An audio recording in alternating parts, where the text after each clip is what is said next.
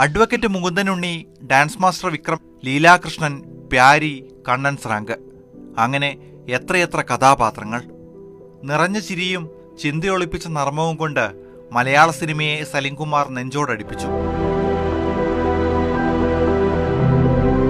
ടൈമിങ്ങും dialogue ഡെലിവറിയും കൊണ്ട് ഹാസ്യരംഗങ്ങൾക്ക് പുത്തനുണർവേകി. Cinema നടനാകാൻ വേണ്ടിയാണ് മഹാരാജാസിലേക്ക് എത്തിയത്.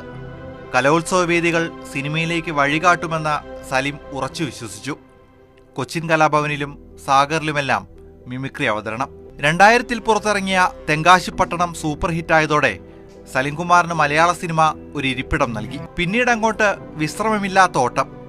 300-ലേറെ സിനിമകളിൽ നിറഞ്ഞ ചിരി സാന്നിധ്യം. സൂപ്പർ സ്റ്റാർ സിനിമകളിൽ നായകനൊപ്പം നിറമങ്ങാത്ത വേഷം. ചിരിയെഴുത്തു മാറ്റിയെഴുതിയ അഭിനയത്തിലൂടെ സംസ്ഥാന ദേശീയ പുരസ്കാരങ്ങളും സലിംകുമാറിനെ തേടിയെത്തി. കമ്പാർട്ട്മെന്റ്, കറുത്ത ജൂതൻ, ദൈവമേ കൈതൊഴാം, കേക്കുമാറാകണം തുടങ്ങിയ സിനിമകളിലൂടെ സംവിധാന മികവും സലിംകുമാർ തെളിയിച്ചു.